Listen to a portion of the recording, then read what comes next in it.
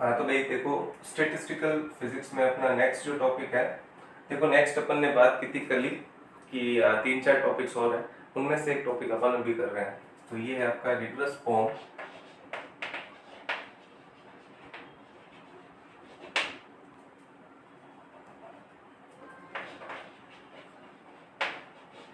Of principle of equipartition.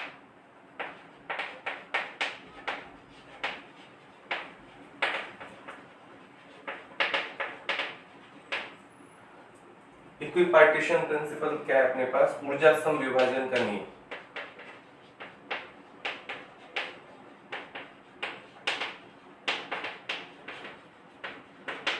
Light का issue चल रहा है, आज करंट आ रहा है जा रहा है, अंधेरा भी हो रखा है, तो मैंने देखा मैं वीडियो बना देता हूँ क्योंकि लाइट है और जल्दी से वीडियो खत्म कर देंगे अपन।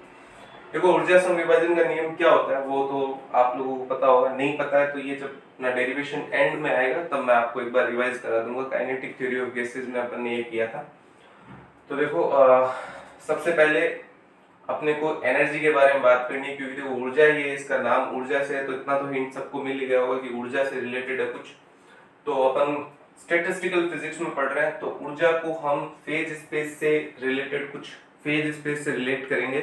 तो लेट्स सपोज कि ये एक जनरलाइज्ड इसका जो फंक्शन है वो E को अपन रिप्रेजेंट कर रहे हैं जनरलाइज्ड फंक्शन के रूप में, और ये आपके पास में EI Q1 Q2, इनको Q1 Q2 नहीं लिखते, अपन लिख देते हैं X1 X2 X3 XF। ये तो क्या है? Position coordinates. और फिर फेज स्पेस में साथ में क्या होता है? Momentum coordinates. तो यहाँ पे let's suppose F position coordinates और F मोमेंटम कोऑर्डिनेट्स से मिलके जनरलाइज्ड एनर्जी का फंक्शन हमने बना दिया। F जहाँ पे क्या है? डिग्री ऑफ फ्रीडम, कितने स्वतंत्र कोटि है, कितने डायरेक्शंस में वो फ्रीली मूव कर सकता है, तो वो F डायरेक्शन में मूव कर सकता है, तो F उसके पोजीशन कोऑर्डिनेट्स होंगे और F ही उसके मोमेंटम कोऑर्डिनेट्स होंगे। अब देखो इतने सारे कोऑर्डिनेट्स में से हम एक स्पेसिफिक कोऑर्डिनेट के बारे में स्पेशली बात करने वाले हैं यहाँ पे। तो इसको पहले मैं E लिख देता हूँ। अब इस स्टेप में अपन ऐसा कर देते हैं इसको कि ये इसको मैं दो पार्ट्स में डिवाइड कर सकता हूँ कि एक तो इसमें से सिर्फ पीआई पे डिपेंड करे और दूसरा मैं इसको कर देता हूँ ई डैश। ई डैश जो है वो बाकी जितने भी बच गए x1 x2 and xf and p1 p2 and pf, तो इसमें से सिर्फ पीआई निकल गया। पीआई के लिए ये फंक्शन बना दिया अपन ने और ओवरऑल यही बच गया बाकी। ठीक है, अब यहाँ पे देखो इस एनर्जी का एवरेज वैल्यू मैंने कर निकालूं, एवरेज वैल्यू अगर निकालूं सभी डायमेंशन के लिए होगा, ये अभी के लिए तो सभी डायमेंशन के लिए होगा। तो सभी डायमेंशन के लिए एवरेज वैल्यू हमने निकाला था, अगर आपको याद है तो अपन ने आइंस्टीन ये जो रेडिएशन थ्योरी करी थी, तो रेडिएशन थ्योरी में जब सारे के सारे सिद्धांत फेल हो गए थे तो अपन ने क्वांटम सिद्धांत वाले क्या थे, और क्वांटम सिद्धांत में जो एवरेज एनर्जी का जो फॉर्मूला था वो कुछ इस तरह से निकाला था। उसमें अपन ने कहा था इन एवरेज एनर्जी ऐसे लिख सकते हैं या फिर इसको ऐसा भी लिख सकते हैं, ये लिखी थी शायद उस टाइम पे। तो इसको निकालते हैं अपन EI and exponential minus beta EI and DEI upon integration of E minus beta EI DEI। तो ऊपर तो देखो सारी एनर्जीज हो गई, ये तो किसी एनर्जी में होने की प्रोबेबिलिटी है और ये उसकी एनर्जी है। तो ये सारे क्वांटम स्टेट्स में टोटल एनर्जी कितनी हो गई, मतलब किसी एक में तो इससे इसकी मल्टीप्लिकेशन हो गई, मैं तो नंबर ऑफ पार्टिकल्स है और ये एनर्जी है। ठीक है, और इसका इंटीग्रेशन कर दिया, मतलब जितने भी नंबर ऑफ पार्टिकल्स है, जितनी भी एनर्जी है, उन सब का इंटीग्रेशन हो गया। ये तो ऊपर तो क्या हो गया, ऊपर तो हो गई टोटल एनर्जी, ऊपर तो हो गई टोटल एनर्जी।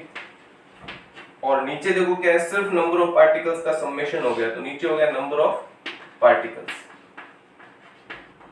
तो ये एवरेज एनर्जी का फॉर्मूला अपन ने वहां पे भी यूज किया था, यहाँ पे भी अपन यूज कर रहे हैं। अब इसमें देखो E जो था अपना EI ही कर दो, चलो ठीक है, वैसे कोई इश्यू नहीं है इसका, आप इसमें E लिख के भी यहाँ पे E लिख के भी कर सकते हो। तो EI की जगह अपन क्या कहेंगे, EI हमारा 2 का फंक्शन हमने मान लिया है, जनरलाइज्ड जो था उसको 2 के टर्म्स में मान लिया है, तो इसको अपन ऐसा भी लिख सकते हैं इंटीग्रेशन EI एक्सपोनेंशियल। देखो मैं बांट के लिख रहा हूं इसको पहले इसके साथ में, क्योंकि यहाँ पे जब ये आएगा EI प्लस ई डैश, तो एक बार तो ये बन जाएगा एक्सपोनेंशियल बीटा EI माइनस, और फिर इसके साथ दूसरे में ये बन जाएगा एक्सपोनेंशियल, ये जो बच गया है माइनस बीटा ई डैश। अब देखो ये जो DEI है इसमें ये सारे जनरलाइज्ड कोऑर्डिनेट्स हैं, तो इस जगह पे तो क्या बच जाएगा, सिर्फ DPI बच जाएगा इन सारों में से। यहाँ पे DX1 DX2 DX3 DX4 सब आएंगे, यहाँ पे DP1 DP2 ये सब आगे तक, लेकिन इनमें से जो DPI है वो तो यहाँ रख लिया, और बाकी जो बच गए वो यहाँ रख दो। तो DX1 DX2 एंड ऐसा करते करते DXF, फिर DP1 एंड ऐसा करते करते DPF, ये सारे कोऑर्डिनेट्स ऊपर चले गए, और नीचे भी ऐसा ही कर देते हैं। तो नीचे एक तो अपने पास एक्सपोनेंशियल का टर्म बच जाएगा माइनस बीटा EI DPI से, और दूसरा टर्म अपना बच जाएगा एक्सपोनेंशियल माइनस बीटा ई डैश और DX1 DX2 DXF DP1 and DPF। अब अगर ध्यान से देखो तो ये वाला जो टर्म है इसमें इंटीग्रेशन वाला, ये वाले जो दोनों टर्म्स है ये सेम है, ये वाले टर्म्स जो है वो डिफर कर रहे हैं, तो ये सब हट जाएंगे। ये सब हटने का मतलब ये है कि अब ये एवरेज एनर्जी सिर्फ एक डायमेंशन की रह गई, ये सिर्फ PI डायमेंशन यानी IV डायमेंशन में एवरेज एनर्जी को शो कर रहा है, क्योंकि बाकी सारे डायमेंशंस हट गई है यहाँ पे। तो यही अपना इंपॉर्टेंट टर्म है, यहाँ पे बहुत ही इंपॉर्टेंट टर्म लिया है इस पूरे डेरिवेशन ने, कि ये पहले सारे डायमेंशन सारे पार्टिकल्स की बात कर रहा था, अब ये सिर्फ DPI डायमेंशन की बात कर रहा है, तो सिर्फ एक ही डायमेंशन की बात कर रही है। तो एक डायमेंशन में अपन ने ये ले लिया, तो एवरेज एनर्जी एक डायमेंशन की क्या हो गई भी यहाँ पे, इसको थोड़ा चेंज करके लिख रहे हैं अपन, तो इसको लिख सकते हैं माइनस कर्ली और कर्ली बीटा, कर्ली और कर्ली EI नहीं, कर्ली और curly beta and integration e की power minus beta EI DPI upon integration e की power minus beta EI DPI। देखो भाई इसका इंटीग्रेशन, इसका डिफरेंशिएशन करोगे जब आप, मैं इधर करके बता रहा हूं, तो इसका डिफरेंशिएशन ये करके बता रहा हूं मैं, तो माइनस तो लग रहा है, और एक्सपोनेंशियल का पहले ऊपर वाले का कर देता हूं, तो वो बीटा का तो खत्म हो जाएगा, बीटा तो बीटा से एक बार खत्म हो जाएगा, और ये तो क्या बचेगा यहाँ पे माइनस EI बचेगा, और एक्सपोनेंशियल एज इट इज आ जाएगा, तो exponential minus beta EI and DPI, तो ये आपके पास बचेगा, और ये जो है माइनस माइनस प्लस होके यही बना दिया देखो, तो इसमें और इसमें कोई डिफरेंस नहीं है, तो इसको ऐसा लिख सकते हैं। अब देखो यहाँ पे देखो ये वाला टर्म और ये वाला टर्म सेम है, तो इसको अब अगेन अपन थोड़ा सा चेंज करके लिखेंगे,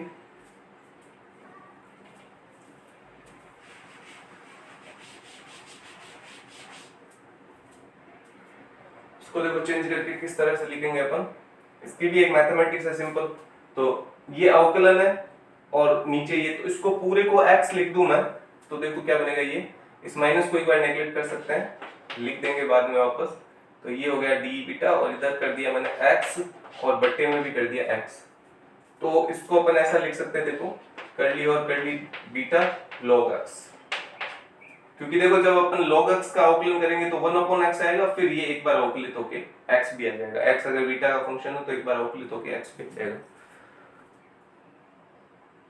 क्लियर है भाई, दिख रहा है ना सब, ऊपर वाला थोड़ा सा कट रहा है ना,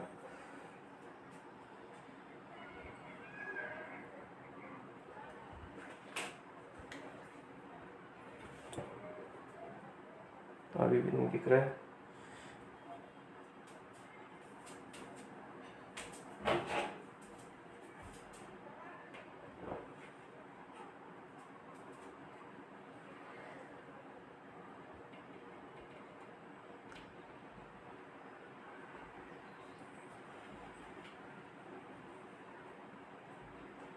ठीक है, हाँ अब दिख रहा होगा, कोई इशू नहीं है, नीचे से भी ठीक है।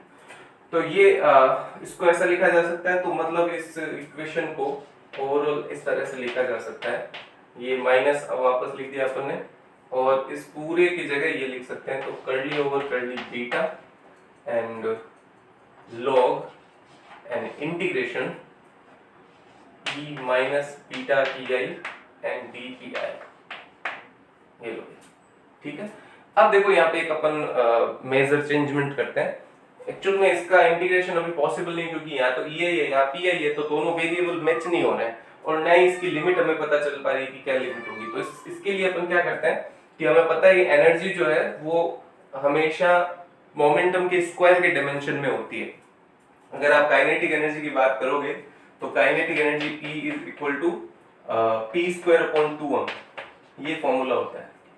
तो एनर्जी और मोमेंटम का ये रिलेशन है अपने पास, और कुछ ना कुछ बीच में कांस्टेंट होता है। तो यहाँ पे अपन एनर्जी को कुछ मान लेंगे, तो एनर्जी की जगह मैं लिख सकता हूँ B into P I square, कर सकते हैं ना, B कोई कांस्टेंट है एंड डायमेंशन यही है। अब B का कोई डायमेंशन लेस है, B जो है, B आपका जो है कुछ इस तरह का इसका डायमेंशन है कि दोनों के डायमेंशन बराबर है, पी आई का स्क्वायर पी आई, और यहाँ पे B इसको कंपनसेट करेगा कि डायमेंशन का कोई प्रॉब्लम ना हो। तो ये अपन लिख सकते हैं। इसकी जगह जैसे ही ये लिखेंगे तो यहाँ पे एक प्रॉपर लिमिट हम यूज ले लेंगे, तो ये बनेगा माइनस कर्ली और curly B and log and exponential minus beta B P I square and D P I. अब देखो किसी भी जो अपने पास पार्टिकल का मोमेंटम है वो बन गया, ये मोमेंटम का एक इंटीग्रेशन बन गया, मोमेंटम का पूरा फंक्शन बन गया।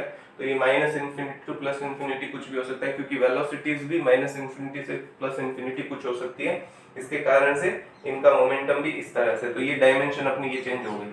अब देखो ये एक बहुत ही लेंथी सा अपने पास सिचुएशन है, इसको थोड़ा और इजी करते हैं। इजी करने के लिए देखो क्या करते हैं, इसको यहाँ पे अपन पुट करेंगे y is equal to beta y square is equal to beta P I square. ये जो बीटा और पी आई स्क्वायर, इसको y स्क्वायर लिखना है यहाँ पे, या फिर इसको ऐसा भी कह सकते हैं अपन कि y is equal to root beta P I, root beta P I.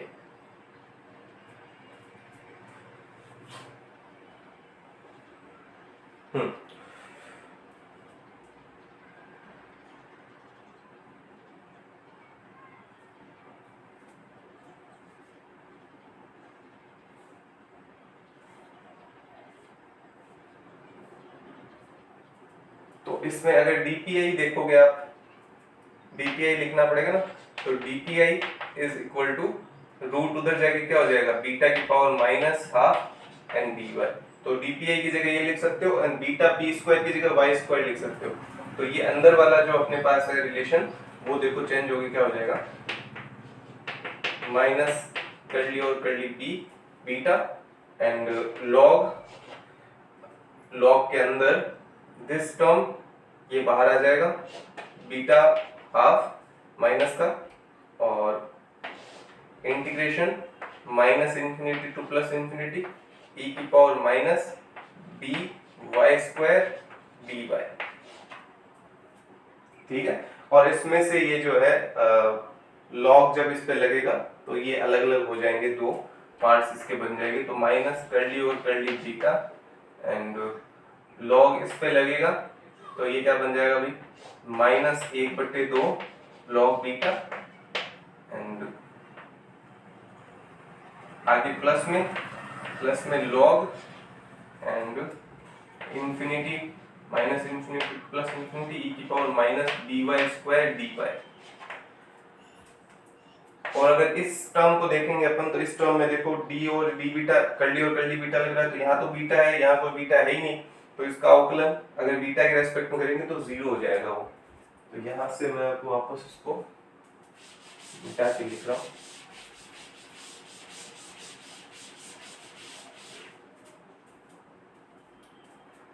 तो अवकलन जब करेंगे तो एनर्जी, एवरेज एनर्जी अपने पास देखो क्या बचेगी, इसका डिफरेंशिएशन करेंगे, माइनस माइनस प्लस हो गया सबसे पहले तो ये अपने पास बचेगा देखो हाफ, एंड लॉग बीटा का डिफरेंशिएशन क्या होता है अभी अपने पास 1 by beta, and beta he differentiator है तो 1 हो जाएगा, एंड प्लस आगे ही हो गया 0, क्योंकि उसका आगे बीटा का कोई रोल ही नहीं है। ये जब पूरा इंटीग्रेशन होगा तो कोई ना कोई क्वांटिटी निकल के आएगी, तो उसमें बीटा का कोई रोल नहीं होगा। और क्यों बीटा का रोल क्यों नहीं होगा भाई, क्योंकि b है कांस्टेंट, तो कांस्टेंट b इसमें आ सकता है पर बीटा कभी नहीं आ सकता, क्योंकि वेरिएबल जो है y बन गया। तो y तो कभी भी y जब इंटीग्रेशन से निकल के आएगा, और वो भी फाइनाइट इंटीग्रल से निकल के आएगा, तो उसका वैल्यू खत्म हो जाएगा, कुछ ना कुछ फाइनाइट बन जाएगा, वो कांस्टेंट बन जाएगा। तो ये टर्म अब इस टर्म में देखो, अगर आप देखोगे तो ये बीटा जो है वो अपन ने पहले भी पढ़ रखा है कि बीटा जो है वो 1/kt के बराबर होता है। ये अपन ने प्रूव भी किया था स्टैटिस्टिकल फिजिक्स में, तो ये अपने पास में आ जाएगा हाफ के। तो ये एवरेज एनर्जी है 1 डायमेंशन की। और अगर आपने पहले की क्लासेस ली है तो आपको ऊर्जा समविभाजन का नियम इन क्लासिकल मैकेनिक्स याद आ गया होगा। तो इन क्लासिकल मैकेनिक्स हमने ये कहा था कि जितने भी संभव फ्रीडम, डिग्री ऑफ फ्रीडम है, जितने भी स्वतंत्र कोटि है, उन सब में ऊर्जा समान रूप से विभाजित होती है। वही है इक्विपार्टीशन का प्रिंसिपल, कि जितनी भी कोटियां हैं किसी भी पार्टिकल की, उन सारी कोटियों में ऊर्जा समान रूप से विभाजित होती है, और उसका मान हाफ केटी के बराबर होता है। ये अपन ने रिवीजन भी किया था, तब भी वापस अपन ने देखा था। और इसी तरह से अपन monoatomic, diatomic, triatomic gases की एवरेज एनर्जी पता करते हैं, कि जैसे अपने पास मोनो एटॉमिक गैस है, उसकी स्वतंत्र कोटि 3 होती है, क्योंकि वो सिंगल पार्टिकल है, एक्स डायरेक्शन में मूव कर सकता है, वाई डायरेक्शन में और जेड डायरेक्शन में। तो उसकी एवरेज एनर्जी 3/2 केटी ली थी अपन ने, क्योंकि एक में हाफ केटी है तो 3 में 3/2 केटी हो जाएगी। करेक्ट है। इनसे अपन ने सीपी और सीबी के वैल्यू भी निकाले थे, specific heat at constant pressure and constant volume, वो भी निकाले थे। और यहाँ पे क्लासिकल मैकेनिक्स के अकॉर्डिंग नहीं किया है, ये क्वांटम स्टैटिस्टिकल मैकेनिक्स के अकॉर्डिंग किया है, और इसमें भी यही रिजल्ट आ रहा है। इसलिए इसको rigorous form of principle of equipartition कहते हैं। रिगरस का मतलब होता है यथार्थ रूप। तो यथार्थ रूप का मतलब है कि भाई माइक्रोस्कोपिक लेवल पे जाके देखोगे तो भी वो सही है, और अगर ओवरऑल देखोगे तो भी वो सही है। दोनों ही मैक्सवेल क्लासिकल एंड मॉडर्न दोनों फिजिक्स में ये जो है वो अप्लाई होता है। अब देखो यहाँ पे अगर अपन जो भी लेके चले थे उसमें पीआई अपन अलग लेके चले थे, अगर पीआई की जगह क्यूआई लेके चलते तो भी वही बात थी। अगर आप ये देखो कि इसकी जगह क्यूआई ले लेते हैं यहाँ पे, तो क्यूआई के साथ लेके चलते तो भी वही सिचुएशन आती। तो मतलब सारी स्वतंत्र कोटि के लिए ये चीज सही है, सब डिग्री ऑफ फ्रीडम के लिए ये चीज सही है। तो ये इक्विपार्टीशन प्रिंसिपल है इन स्टैटिस्टिकल फिजिक्स, यही पढ़ना था आज अपने को। तो अब ये आप इससे पढ़ लेना, कोई भी डाउट हो तो वो अपन क्लास में देख लेंगे।